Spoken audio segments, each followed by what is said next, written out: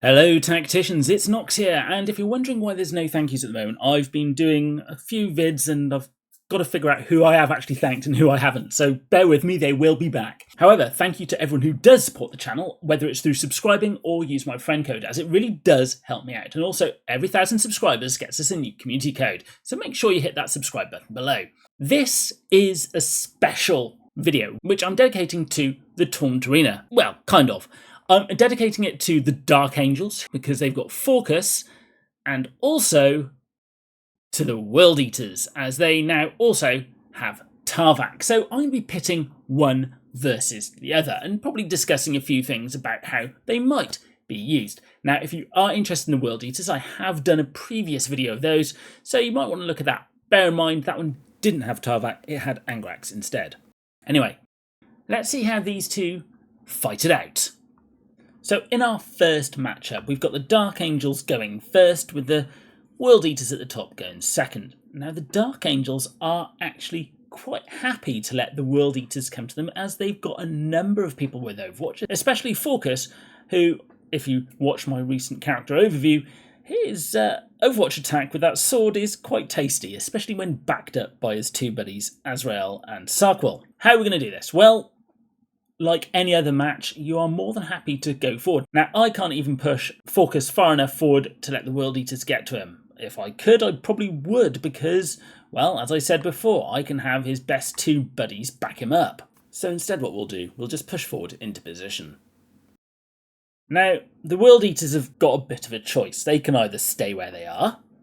They're not going to stay where they are, let's be honest. They're World Eaters. They're going to charge forward. But even if they did want to stay where they are, it would gain them nothing. It would mean the Dark Angels could maneuver into position on those points and shoot them. So, what can they do? Well, the first thing they could do, I suppose, is put Rask on a point. But before we do that, we'd obviously want to surround that point with other characters so that they get his shield. Another thing we could do is stay at the top, take the high ground, and, well, as I said before, weather that first storm, as you will have the shield. So let's give that a go. We're going to edge forward, but we're not going to charge in. Let's keep the high ground. Okay, so the World Eaters now have the high ground. And to be honest, there's a number of characters that the Dark Angels need to be worried about. Obviously, the main man himself, Khan. You certainly don't want him running in and, well, rearranging your face. You also don't want Ascor charging in, locking all your units into place. Mesa can do a huge amount of damage, and, well, we've seen what sort of damage Tarvak can do. So now, the Dark Angels have got a choice. Do we step back? Or do we try and kill them?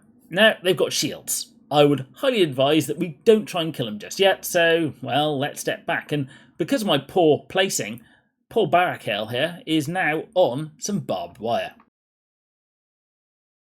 Let them come to us.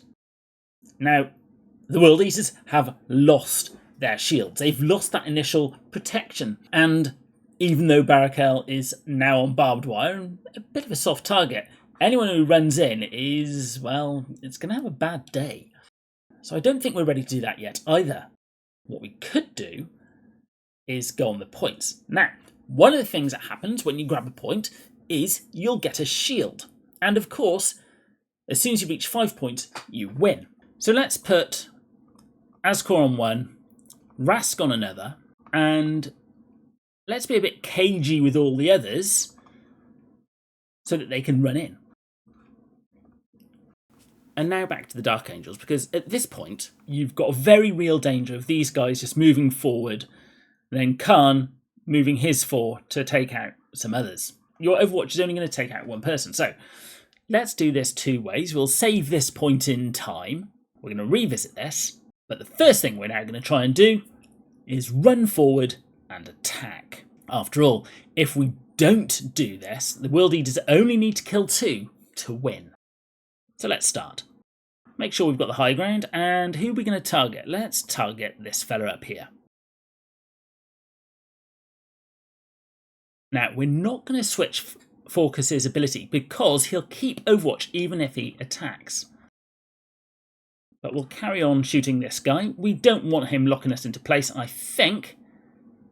Not quite got him, so what we'll do, we'll use the Beacon of Rage on him. That'll call in one of our characters and kill one off. Excellent. So now it's 4 versus 5, and we've still got Overwatch.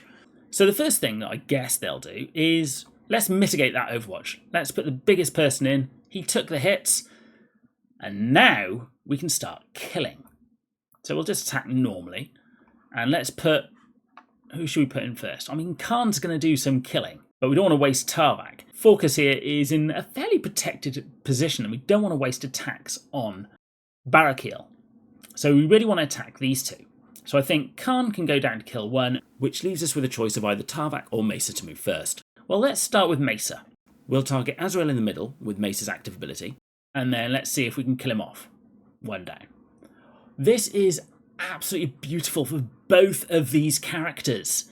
They can now just run in. So we're going to do just that. Who do we go in with? Let's be honest, Khan is more likely to kill someone, so let's just kill this fella. And at this point, the World Eaters win. So we've seen what will happen to the Dark Angels if they try and take the fight to the World Eaters.